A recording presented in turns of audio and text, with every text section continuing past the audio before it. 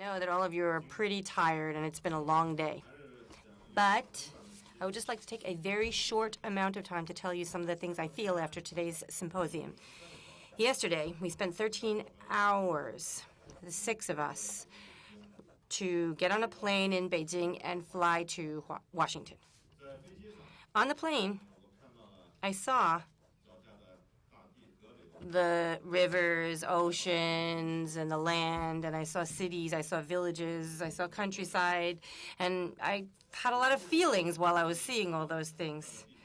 I came halfway around the world, and I saw all different types of lifestyles along the way.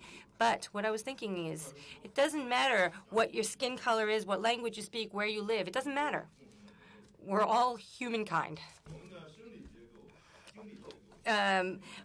Emotionally and physically, we are all structured the same way. We're all built the same way so we can communicate with each other. Just now, we were talking about who created the world. There was a gentleman in the back who talked about that. It doesn't matter who created the world. The world has a lot of living beings on it, all different kinds. And humankind is just one of those beings. The bodies of humans are not even considered strong compared to other animals. A lot of other animals are a lot stronger than we are. In the animal kingdom, we're not the strongest animals. We can't live in a very high temperature environment, and we're also not, we don't reproduce as well as other animals. You know, we're mammals, so we can only have one child per year. But we, as humankind, are the most developed of any other animal. We're the leader. We're the top best of all life forms because other types of life forms don't have a lot of the characteristics that we have. First of all, people can communicate and talk and communicate and work together. An individual person is weak, but working together with the whole society in a community, a person becomes strong. The society becomes strong. That's because we can work together and cooperate. And so that is the reason that we stand out among all the other life forms. And number 2, we can produce tools used for our labor. And we can use those tools and upgrade them and get newer and better tools as we go along. That is technical innovation and technical progress, technological progress. I think because of the fact that we can communicate and exchange and work together, and because we can have technological progress and innovation, that's the only reason that we have today, that we have the world that we have today. Today, we use an entire day to talk about those things, cooperation, exchange, as well as innovation and progress. So it wasn't a long day. It was just one day, but it was very meaningful. I personally think that cooperation and exchange between people and innovation is not enough. We should do more. In the world that we live in, there is more and more cooperation as time goes by, but there are also a lot of struggles and confrontations and people killing each other, and that has not gone away, and hasn't even lessened. We have progress in science and technology, and it has helped us do a lot of things like fly in airplanes, and our lives are longer than they used to be. But we still cannot solve some of the problems. They still exist just as they used to, and so a lot of the problems are not solved yet. A lot of big, major problems, actually, that exist in the world today have still not shown any progress. Like even in research, we want to think about the whole universe, the whole structure of the universe. We're not exactly sure. We haven't figured that out yet.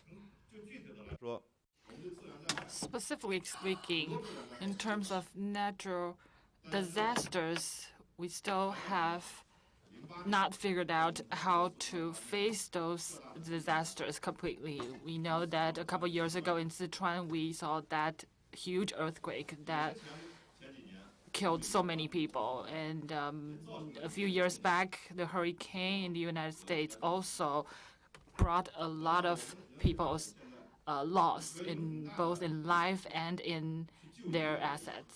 So we can do a lot to save people, to use our power to face maybe a natural disaster on the smaller scale, but for a bigger natural disaster, we are so incapable.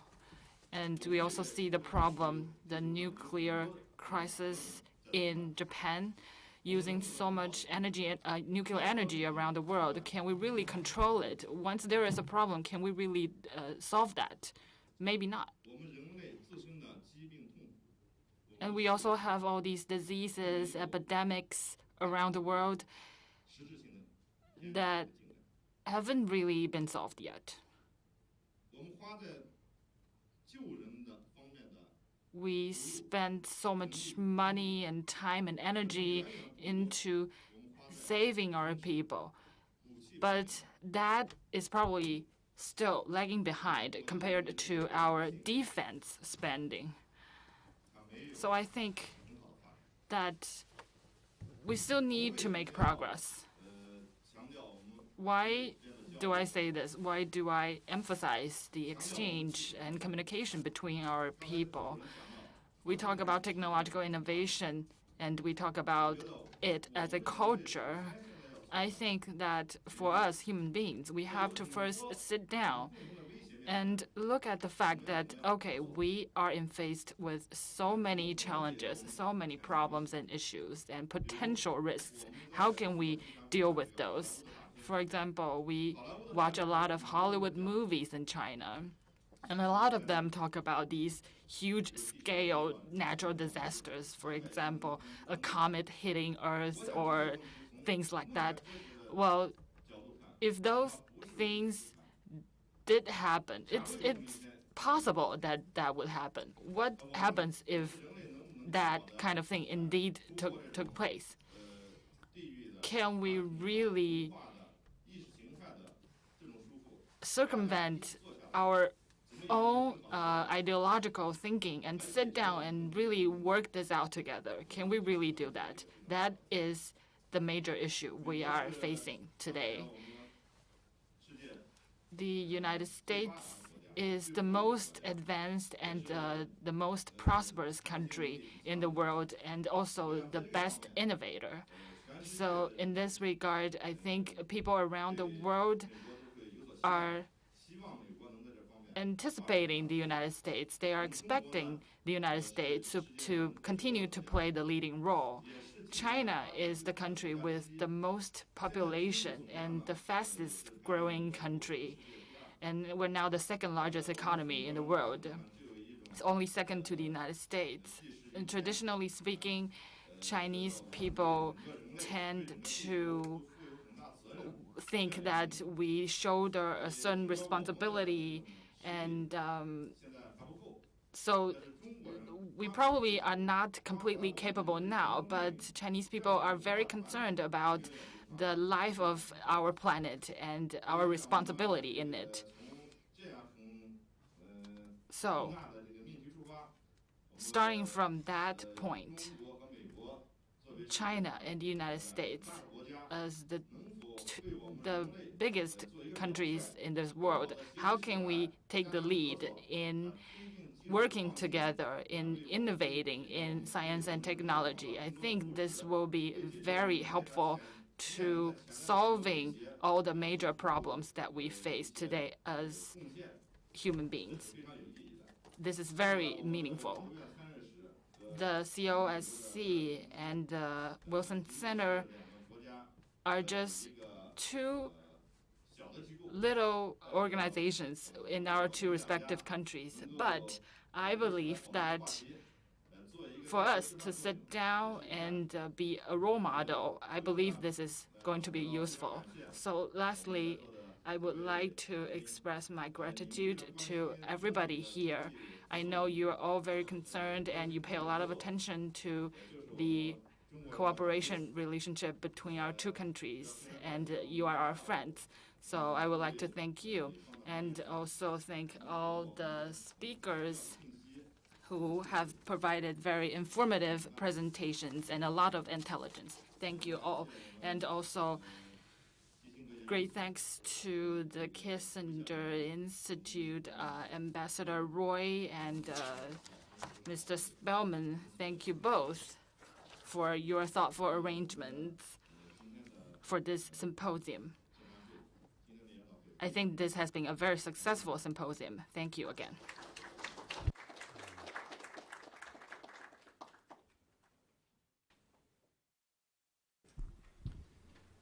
Let me echo some of Chairman Wang's comments. I think today's discussion was an extremely fruitful one. I think it followed in the tradition of the other 3 symposia that we have held with the Counselor's Office of the State Council.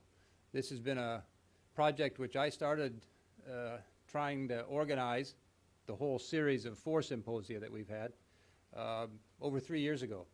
And it's been one of the most rewarding projects that I've been involved in at the Kissinger Institute. And in that context, I'd like to thank the presenters on both sides. I think we all benefited greatly from their thoughtfulness, their expertise, which they brought to bear on these questions which they deal with professionally. I've seen the papers develop, and now I see the presentations, and I think we can be very thankful. I'd also like to thank you as an audience. I think the questions and the attention help stimulate the excellence of the presentations, if I may. So it was really a group effort among all of us here. Let me just make a couple of comments. I think one of the central accomplishments of this kind of a symposium is to increase understanding across this cultural barrier. It's not as deep, perhaps, as the Valley of Death that we were talking about earlier, but it is a gap between China and America, and I think this kind of discussion helps to lessen that gap, shorten that distance. We found out today, I think, that we have many similarities in the way that we pursue innovation. We have differences, and I think that's to be expected. But I think by better understanding both those similarities and differences, we can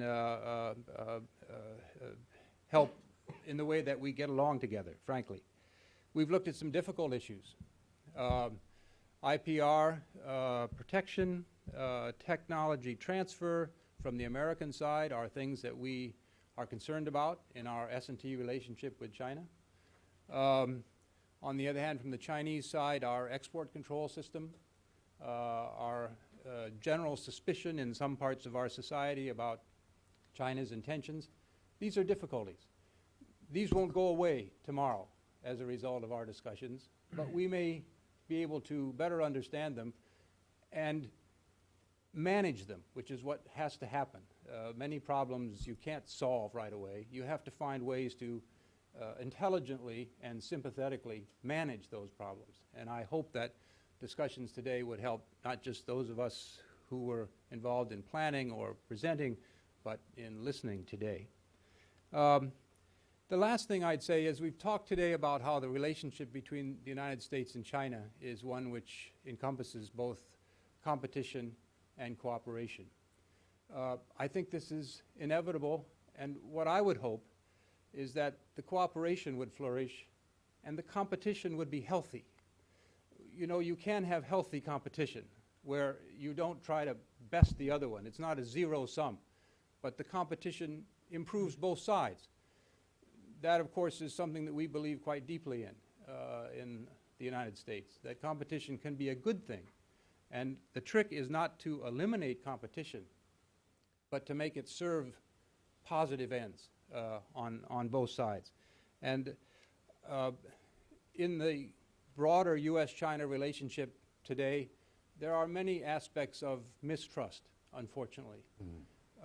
And I hope that the S&T relationship can successfully marry competition and collaboration and therefore not add to that mistrust, but can reduce the mistrust that we feel in other areas. Because this relationship, as we all know, and is frequently mentioned, is really, if not the most important, certainly one of the most important relationships in the world today. So we both sides have a great responsibility to try to manage it well and to reduce frictions and to increase positive interaction. So I thank you all. I thank you particularly. This is a very gratifying project, and I'm privileged and delighted to have been a part of it. And thank you all.